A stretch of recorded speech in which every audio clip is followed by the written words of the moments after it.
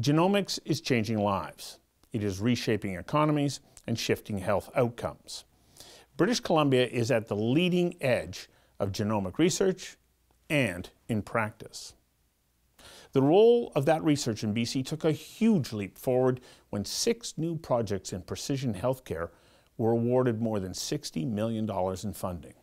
Funding that helps establish British Columbia as a genomics-driven life sciences supercluster. Precision healthcare is shifting the way we interact with our own health, medical practitioners, and the healthcare system. By utilizing genomics, we can diagnose potential health threats in advance and then guide treatments that are specific to individuals like you and me. Already, the BC Pharmacy Association is employing pharmacogenomics to ensure that you receive the right medication in the right dose at the right time. Now, the new research builds on that. Treatment for childhood diseases in Indigenous populations and pharmacogenomics in childhood cancer treatment are 2 of the newly funded projects. The investment is a validation of the extraordinary genomic research already underway in BC. We asked Genome BC Chief Science Officer Catalina Lopez-Correa to join us for a conversation that matters about how genomics is reshaping our lives. Welcome. This is a pretty exciting time for Genome BC. Big announcement. Tell me a little bit about that announcement, and then let's get into what it means and where this takes us, particularly when it comes to precision health. Well, it's indeed a big announcement for Genome BC and for BC in general. We have been working with actually a large group of projects for over a year in an entire process where we go from helping them prepare pre-applications, full applications. We got 11 projects that were invited to submit a full application with their ideas on how to use and apply genomics into the healthcare system in BC and in Canada. And what we will be announcing is the 6 winners on that competition, which is a big success for BC. So 6 of the 11 projects were awarded funding. Yeah, which is great. Typically at this stage of the competition, we expect to get 40 to 50% of success. The reality is that overall in this competition for Canada, it was a lower success rate for the entire competition. It's about 35%. So from 35 projects, there are 15 that were selected for funding. And from those, 6 are from BC. So we got a very good group of projects and a very high success rate. So let's talk about what are the 6 projects that have been awarded funding. Yeah, so we got an exciting portfolio of very diverse projects that will touch on many different aspects. One common theme that we're seeing there, which is important for us, is the application of genomics in childhood disorders. So I'll start with those 3 projects. The first is a project that works with Indigenous populations. They will work on developing a database for childhood disorders and genotyping and analyzing the genomes for children with rare diseases in Indigenous populations in BC. We have a project also on pharmacogenomics. So pharmacogenomics is basically using your genomic information to understand how you react or respond to drugs. So in some cases you might have adverse drug events, or you might not respond to a drug. And that again is also for children with cancer. So is it directed at children, or is it pharmacogenomics in general? Basically the proof of concept is with children. So they will just test children that have cancer, that have any oncological or cancer disorder, and just make sure that these patients are getting the right drug for their needs and that they will not have adverse drug events. So, because as you know, a lot of these cancer drugs are very toxic. So with pharmacogenomics, the idea is to reduce that level of toxicity by understanding how your genome and your enzymes will be able to metabolize that drug, and how would you be the one that will react. Will you be a fast metabolizer or a slow metabolizer? Exactly. Or you might have an adverse reaction. Exactly. And so this is about delivering the right dose in the right time for each patient. Absolutely, as we say, the right dose at the right drug at the right time for the right patient at the right dose. So really the targeted therapy based using genomics. Mm-hmm. And this is what we want. So that's two of the three. Exactly. That we have another very interesting project that's building on lots of capacity that we have in the province in the area of microbiome. So microbiome, again, is another aspect quite interesting. Is all the microbes you have in your gut. Right. So we're not sequencing here the human genome. We're sequencing or analyzing my genome or the genome, in this case, of children with asthma. What we're trying to understand is their composition of their gut microbiome. And understanding how this will, your interactions with those microbes make you maybe more susceptible to have asthma or not. I've thought about this and I'm thinking, okay, I have heard that we're more microbes than we are us. Like we're actually 10 to 1. Yeah. So we're hosts for a whole range of other organisms. Absolutely. And there's more of them than there are of us in our bodies. Absolutely. And so if you're then going through the process of mapping the genome on each one of those microbes, how complex of a task is that? It is absolutely complex. I always say, you know, you're alone in a room, you think you're alone. No, you're with 10 millions of millions and millions and millions of these little microorganisms. The advantage is that those genomes are, because those are tiny microorganisms, so those genomes are smaller somehow and are simpler. The challenge is the complexity, the diversity, and trying to sort out from that incredible mass and amount of diverse microorganisms, sort out the ones and classify them and all that. So that's what the project will be doing, using genomics to understand this diversity and understand the difference between children that will develop asthma at very early stages in life and the ones that maybe could benefit from early probiotics or anything that could just change a little bit the composition of your microbiome, and because it's so somehow easy to access. I mean, with the probiotics and other things, you could, to a certain extent, it's vast. So that's 3 of the 6 projects. What are the other 3? Exactly. So we have a project in cancer, which, as you know, this particular project is in lymphoma. And cancer is one of the areas in genomics where we have seen the highest clinical implementation. So in this project, we are looking at stratifying patients, potentially finding new biomarkers to identify the best treatment for the best patient, and also potentially look at potential adverse events and really targeting the therapies to specific patients. And in some cases, that could also lead to potential new treatments. So that's a project on cancer. We have a project also on kidney transplant, which is quite a new aspect and an exciting aspect of the application of genomics. And in this case is to really use genomics to upfront just try to find the best match when you're doing a kidney transplant. One of the highest costs in kidney or any organ transplantation, as you know, is the rejection of the organs. Right. So if you could get that right from the beginning and avoid all that extra cost, and it's not just about cost, but it's also about all the health issues that are associated with the rejection of an organ. So that project is really using genomics to target that, to really, in a more proactive, I'll say, an upstream way, get the things right from the beginning. And because you're looking for as close a match as possible. Absolutely. Using genomics and using, because you have some markers that we typically use to find the best donor, but that goes really to the next level. Let's say the next generation of finding how close you and I are related, or anybody else, in terms of our genomes and our markers and our antibodies, and trying to find the best match for an organ.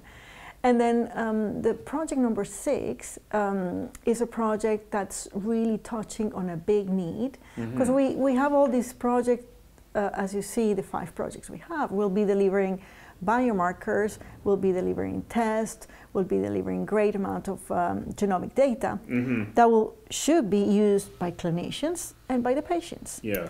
What we're missing there, and that's why I say this project number 6 is kind of the missing link, is that there is a big lack in our capacity to deliver that to patients, because we're missing, we don't have enough genetic counselors.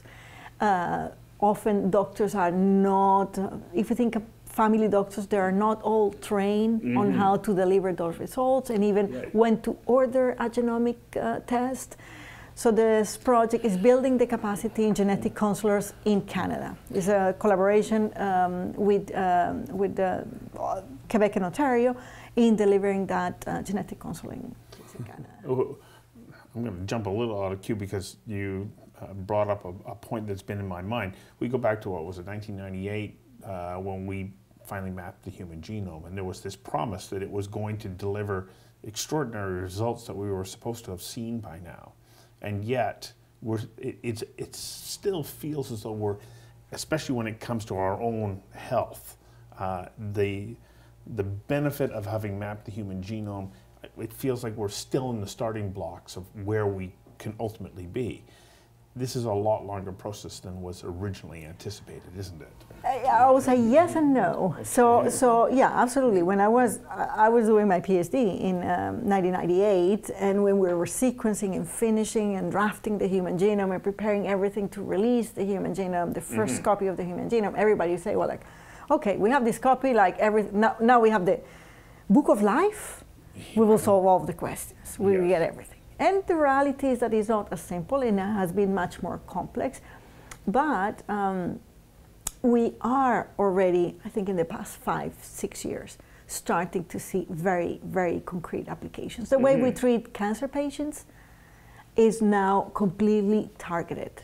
There's no, I'll dare to say here that it will be very difficult to find an oncologist that is practicing in a hospital that doesn't know about genomic markers. Every oncologist that's treating patients today in a way or in another one will use genomics to understand, to do a better diagnosis, to guide the treatment, even to evaluate prognosis of that patient. So in oncology, it's a huge change. In rare diseases too, I don't think there's a single pediatrician that when he's getting a patient with a rare disease is not thinking about genetic testing in a way or in another one. So has been slow, but is really getting there. And if we think, we always compare the genomic revolution with the bioinformatics or informatics revolution. So if you think what happened with the first computers, we had huge computers that were in a room, cold room, and the memory of those computers for an entire room were less than what you have in your phone today. Yes. So that field has been moving slowly, or not that slowly, but is moving, and now we have computers everywhere. Well, genomics, when we look at the decrease in cost for sequencing a genome, first human genome cost $3 billion for 3 billion letters, so $1 per letter. Per letter, right. Today, you know, the whole process was 10 years. Yes. Today, we can do an entire genome in about a week for about basically $1,000. Yeah. If we add the analysis and all that, let's say maximum we can go to $10,000. Yeah. But it's a dramatic decrease in cost. Yes. So with that decrease in cost, we're also increasing our ability to apply it, to use it, and to implement it in the clinic. And this is really the next step of precision healthcare, isn't it? Absolutely, and this is not the future. No. This is today. This is happening here in BC, here in Vancouver, here in Canada, and here, and we have a project, as I say, with indigenous populations that really is aiming at just decentralizing all these discoveries and taking them to remote regions so that everybody benefits from that. Because there is also a huge issue on equity that is not just for certain regions that have the big hospitals and the big cities, but for everybody that now could benefit from those advances. Can you clear up something for me? Because I've heard the term personalized medicine, which has been bandied around quite a bit. But you're saying precision healthcare. What is the difference, and why is it important that we have that different designation? Well, it's interesting because when we started in 2012, that was the first Genome BC, Genome Canada competition on genomics and health. We started with personalized and personalized in medicine, and we started thinking, well, first personalized. If you think every treatment to a certain extent is personalized, you will think that every patient go to a doctor. I'm a person. I get my personal treatment. So there was a little bit of resistance to that term, and for us, it didn't really illustrate what genomics is doing. Genomics, yes, is personalizing, but more than that, is giving you a very precise picture of what you have in terms of if it's a tumor, it will give you a much more precise diagnosis. What type of tumor is a much better and more precise than pathology. I look in the microscope and see, oh, this is stage 1, stage 2. No, here is, I have this mutation, and this mutation, and because of that molecular profiling, I can give this treatment. So it's very precise in that sense, the word precision. And now, medicine, there is a connotation of treatment and being sick. Yes. But the reality is that genomics also has a huge potential in the area of prevention. Yes. So before you go to the hospital, when you're going to your family doctor, let's use genomics and either to prevent you even going to the family doctor because you already know you have a predisposition or you have a tendency or you have a risk for a certain disease, and you will act on that. You will do more certain, exercise or certain diets, or so you can prevent. Or are being we starting to the doctor. To see the introduction of that stage? We now? are starting to see some public health screenings and a little bit of. There's some projects that are starting on the area of nutrigenomics on how to adapt your diet with genomics. So those are more empirical, but there's a lot of movement and thinking on how genomics really will lead us into a health more than, or just keeping us healthy instead of treating us when we are already going to the doctor. So 6 of 11 projects that were up or were funded come from British Columbia. What is it that we're doing here in genomics? We take a look at Genome BC, and clearly it is a force to be reckoned with.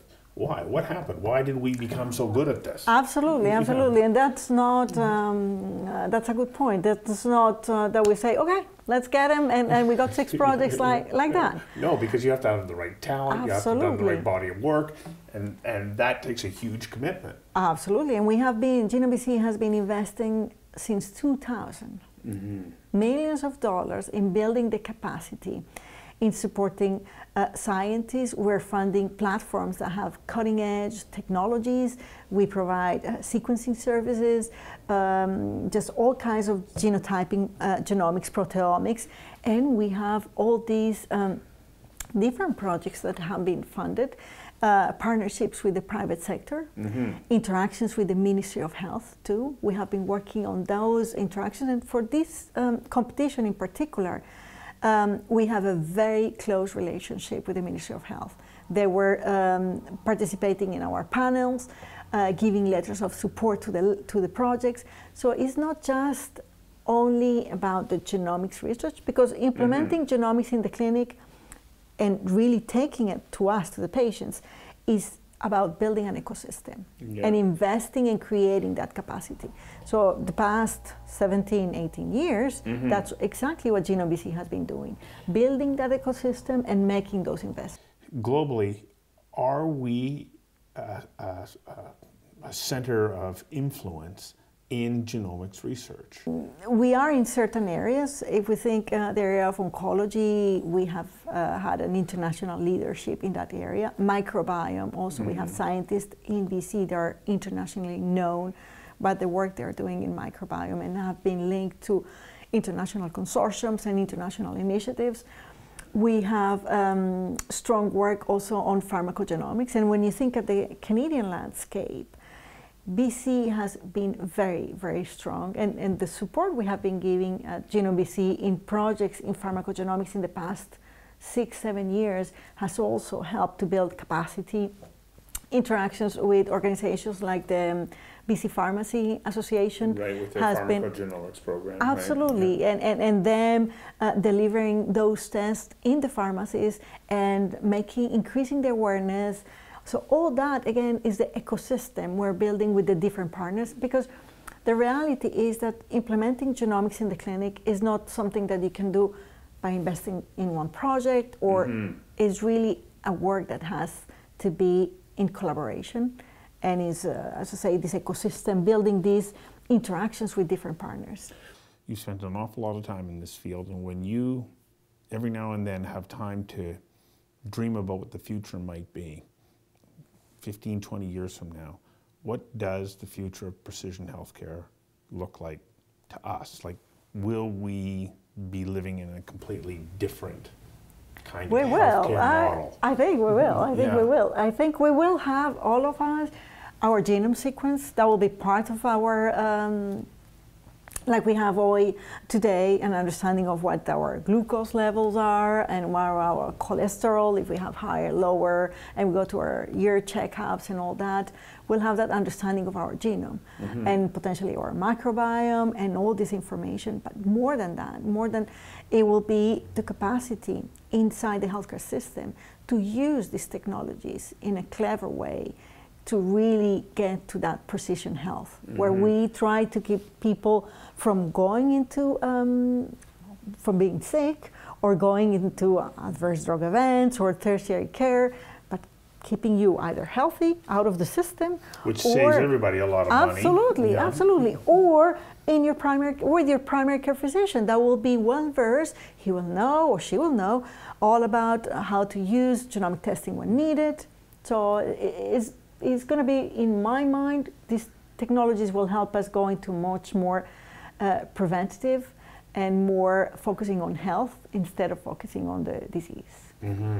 Well, I feel like I could talk to you for a couple of hours about this topic. Unfortunately, I'm out of time, but I'm very excited about where we're at in British Columbia. These are the kinds of things that make you say, we really are doing exceptional work here. Absolutely. Work that matters. Yeah. It's incredible. And I think the years we have ahead of us with those projects, and I didn't tell you about two others that we have in collaborations with Ontario and Quebec that are even more exciting. So there's a lot going on, and it's very, very exciting. Wonderful. Thank you. Congratulations. Thank you very much. Thank you.